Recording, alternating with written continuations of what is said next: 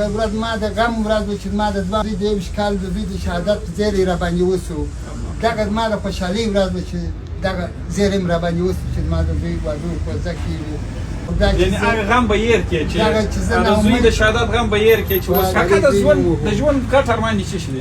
د ژوند هیله مې دغه ده چې دوستانو سلامونه و درنښت. نن هم د ډلییز واده د یو بل زوم ښارځای ته راغلي یو. د ده سره به د زړه خواله وکړو. هیله کوم تر اخره پورې راسره واوسېږئ چې دلته د چیش لپاره راغلي. سلام علیکم. سړي نسته بخیر. سړي نسته کاکا جوړ ته خیر. صاحب بخیر هستید. جوړ نسته بخیر. زیاد مسافر په کار اخته وې؟ بله وم. ښه ژوند څنګه دی؟ شکر دی بته ښه ورځ چې دی. تا ته زنګ راغلی دی چې ته د لیست څخه وتلی؟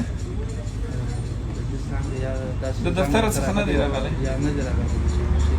ټول زنګ نه دی. خبر سوی خو یې چې ډېر خلک د لیست څخه ووتله. بله خبر سوی. او چې مستحق نه و د لیست څخه وتلي دي هغه خلک ټول. او دی مستحق دی که نه دی مستحق؟ بله رئیس صاحب د سره باید کومک وشي، باید په دا ډلییز واده کې دی باید ځای ورکول شي، باید د لیست څخه ونه ایستل شي. باید تاسې ته څه کېږه کاکا؟ زه پلار یم. ته پلار یې؟ بله. داسې نشي کېدلی چې بل لیست یې ور واچوو؟ ولا څه درته وایم داسې یو شپږ میاشتې اته میاشتې وروسته بل لیست حاجي صاحب بیخي تقریبا دغه امساګانو شاعران چې د دغه کوزدې او د دغه مو بیخي ډېر وخت کېږي تقریبا پیدا کړي، اوس مو نه دي پیدا کړي چې موږ دا واده وکړو. نو الله پاک تاسې پر موږ مهربانه کړ، نو موږ هیله لرو چې موږ کار بس چسپ راوسي، دا به مو ډېر چسپ راوسي، دا به مو ډېر بېزوین وي. سوی دی بس نه یعنې تاسې د لیست څخه نه یاست وتلي؟ د لیست موږ ته زنګ نه دی ورسوی، خو موږ بس امید لرو بس په خپل د کور په ژوند بیخي بس ساتلی شو، خو دغه اضافه کار په موږ ډېر زورور دی. دغه چې تاسې بس دغه دې مشر زوی دی؟ دغه مې مشر زوی دی. اوکې د دې په دغه پسې مې بل زوی په روژ کال شهید شو. الله پاک هغه مې د تخت د بخت زوی و د کاکا د ژوند ګډ ارمان دې څه شي دی؟ د ژوند هیله مې دغه ده چې بس دغه زوی واده مې وشي، دغه مې د ژوند هیله ده. تر ټولو غټ ارمان یې دغه دی؟ د ټولو په ژوند کې مې د ټولو ژوند دغه غټ ارمان دی، دغه مې هیله ده. که د لیست څخه دې زوی ووځي خفه کېږي خو نه؟ دغه چې اوله ورځ زه خبر شولم چې دغه زوی مې راته رالی و، داسې حاجي صاحب ته ورغلم داسې په لیست کې راوستم.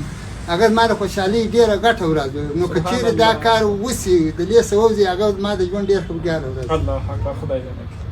او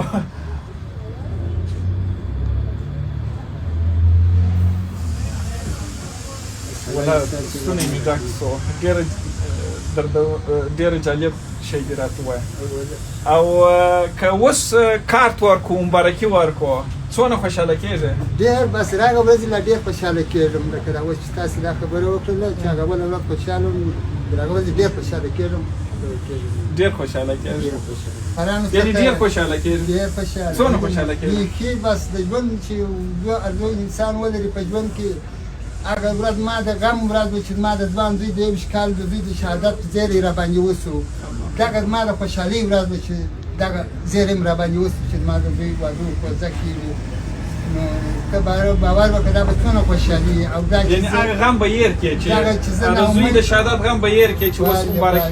بله واقعا یېرم سوره صفات هغه غم به هېر خوشحاله کېږي؟ ډېر خوشحاله کېږم په دې. اوکې دا کوم کوچنی کار نه دی، هر څوک کولی شي. دا به بس نو د الله احسان دی چې پر موږ وسي، د الله پاک بس یو د بچره چې پر موږ راخلاص خدای دې نیک مبارک یې. عمر دې ډېر شه، الله دې ښایسته مې وزونه ستا همکاران هم به دې امان پراسي، هم به دې د زوی د شهادت غم در څخه هېر شي. شکر خدای مو غم مه راکړو. را اګول را اکات یې کومه دی راځه ته خپل په غاړه کې په دواړو دې ور په غاړه.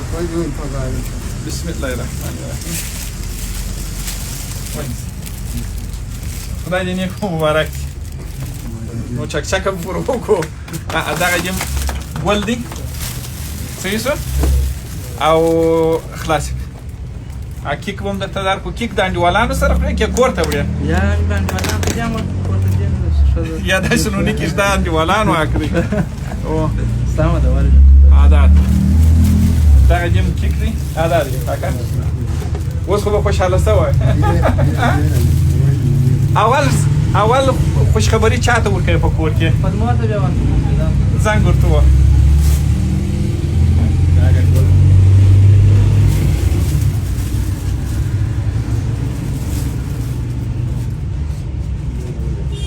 دا یم ښه کړه.